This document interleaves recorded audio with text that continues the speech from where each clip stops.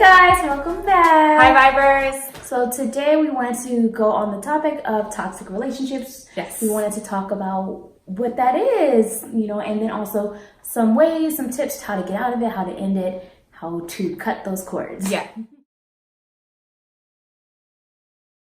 Yeah. All right, so I would define a toxic relationship as one that takes you out of the essence of who you are on a continuous basis. So someone that you're with where you feel you can't be your authentic self, you're so far from, the balance of happy days versus overwhelmingly sad or frustrated or, angry days. Someone who leaves you feeling depleted a lot. Your energy is just lower around this person.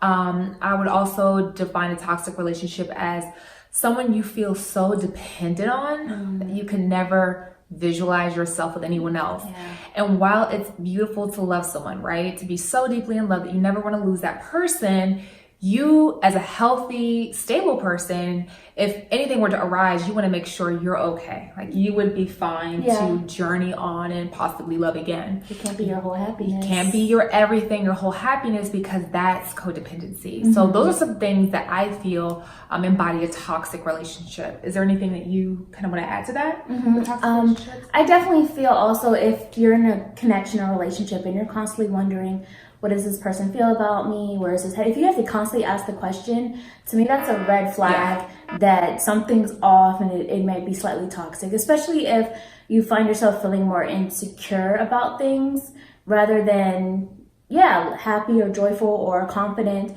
If the relationship is causing you to have more anxiety every single day than it is peace or happiness, then you're definitely involved in something toxic.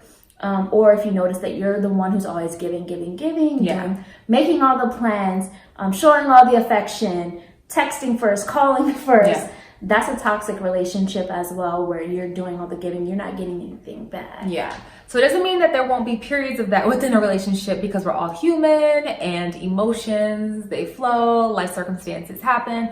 But if the majority of the time you're not feeling secure, you're not feeling uplifted, then it's time to analyze, hey, do I have a toxic relationship? So now that we've defined it, let's go into how to end a toxic relationship.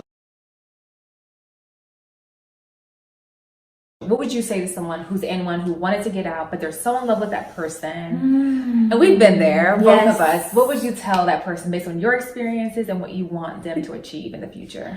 The first thing is, I know we're always talking about self-love, but this is one of those things where you are going to have to kind of smack your own self around a little bit and almost just like, why are you torturing yourself at this point? I know I said this to a client the other day where the person was like, I'm not ready for a relationship. This isn't really going anywhere. I can't give you what you need right now. But at the same time, I want to talk to you. I still want to be in communication. And I told her, why are you torturing yourself talking to this person? Knowing you want more and they just told you they can't give it to you. You don't feel, you're feeling stressed every day. Even dealing with this person, the frustration is building up inside you. So you may have to temporarily I know there's actually an app, and I don't remember what it's called, but there is an app that will it'll allow somebody to contact you, but you cannot initiate a contact with them. So I know there's breakup apps you can look into.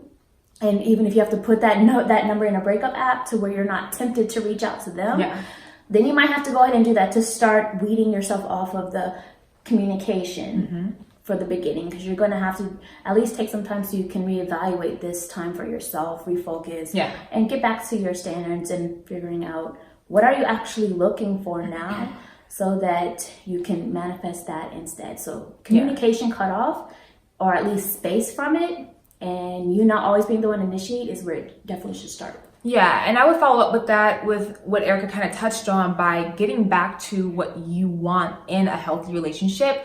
I would start with making a list, making it very in your face of your ideal relationship, what that would look like, what it would feel like.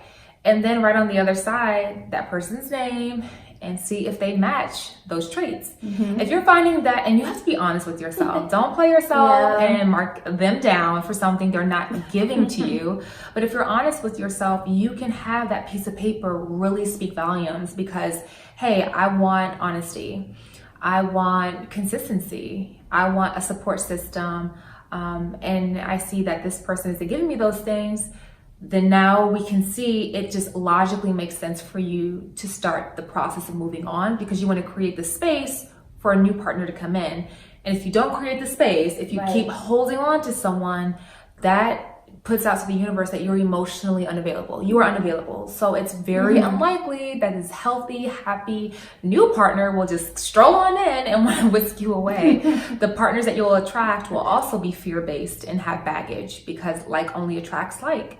So I would start with that list. Get raw, get real with yourself. Write everything down in your ideal situation and see how far away you really are from that. And also I would say begin to step away from social media as well. Good one. I know when I was going through toxic situations, I had to take baby steps. It was difficult for me to go cold turkey, so I started off with muting them on like Instagram. There's a mute feature where you don't see them constantly popping up on your timeline anymore. So that was the first step. Then the next step was unfriending, and then finally it was blocking. So eventually take your steps, but you want to eventually back up from the social media. They're constantly obsessing over what they're doing, what they're posting, who they're with. That's also feeding into the toxic energy and also keeping you trapped in that energetic space.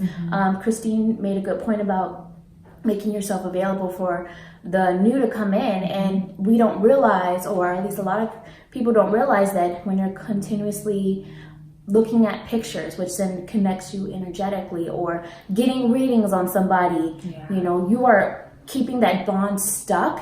And then I hear all the time, I still have feelings for this person. I know they're not good for me. When is somebody new coming in? But are they still going to contact me? Or, and it's like, why? If you're trying to move on and let go, why do you want them to contact you? It's going to get you stuck back in that loop. It's not going to help you to move forward. And I would say being around healthy love examples, slash reading, researching, watching shows that amplify, because we're feeding ourselves sometimes this disgusting story around love, and it's like you should yearn for them, you should desire, there should be this tug of war. That's passion, right? And if it's too easy, something's up. This isn't real love because it's not challenging. You're not going through the grit. And I think we have to remind ourselves what healthy love looks like. So if that's, I recommend a book called Attached to several friends, and it really helps you identify your love disposition. Are you an anxious love style? Are you secure? Are you an avoidant? But at least when you know who you are, then you know how to healthily repair yourself before you begin your love journey. Or if you're a secure love style already, then you know the red flags to look out for if you're going to attract anxious or avoidant love types. So it's really imperative that you define what healthy love is to you, because then that puts your barometer in check. It lets you know exactly where you need to go, and you don't trip up on people who seem on the surface that they are so amazing, but really you feel that they're the mismatch. You start to trust yourself more because of that education.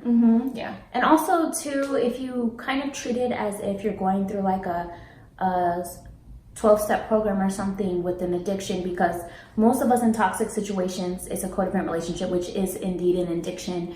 It's kind of like, if they're your drug, you know that you can't have just a little bit of a drug or of cocaine and you're a drug addict and then expect that you're going to fully heal and get over this addiction. No. So that means you can't have just a little bit of hanging out with this person, telling yourself, I'm okay with just being friends, when really you want more. That's going to get you stuck in the addiction. So try to work it like a 12-step program. It might sound silly, but maybe just look into what they do to break addiction and then apply that to the relationship as well. Because that is an addiction. And I do know that there's like Codependence Anonymous also too, which is another way to get out of toxic relationships. And you just have to honor your emotional space. You're going to feel the disconnect. You're going to feel confusion. You're going to feel anger. You're going to feel sadness and despair. And that's okay. Just like she's saying, just consider it a process. It is a grieving process. This is the death of the love that you thought you had with someone, and you have to acknowledge your feelings and be okay in that uncomfortable middle ground. But I'm here to tell you, because I've been through my share of like really disconnected, sad endings to toxic relationships. And on the other side, when you heal yourself, there's always much more, because as long as you are focused on raising your vibrational state, you can't lose with that. But what you will lose with is staying in the same repetitious cycle with those who do not respect you, do not value you, do not care how you feel when you wake up. They just want what they want from you when it's convenient. That's not a way to live, and that's not an example to set if you're a parent. You know, if you're an example for a young boy, a young girl, you want them to grow into strong lovers. So you want to make sure that you're aware of that, and really rely on your support circle, your friends, your family, just making sure that you're not trying to go at it alone, because we've all been there. So the more you can open up and share your story and be raw, you'll hear somebody else's story and say, oh God, at least I didn't have that, you know? It's really comforting knowing that you're not alone, just like with anything. Yeah, and I would also say take a break from dating, at least for a little bit, before you jump back in there, because we know you want to have somebody new. If this person's not working out, then you want the next person who's amazing to come, right? But take that space, because like Christine said, otherwise you will just bring in somebody of similar vibration, because remember, the people that come into our life match our vibration that we're currently on. So if you're still in the transitional process, you're not healed, and you're still slightly attached to this person, guess what? You're going to get somebody who is going through something similar in their own way, maybe with another person or a circumstance, and so then that probably won't work either. So just take a little bit of a break till you get better, get healthier, and find the love around you and other people, other things, your goals, what used to make you happy before this person came into your life.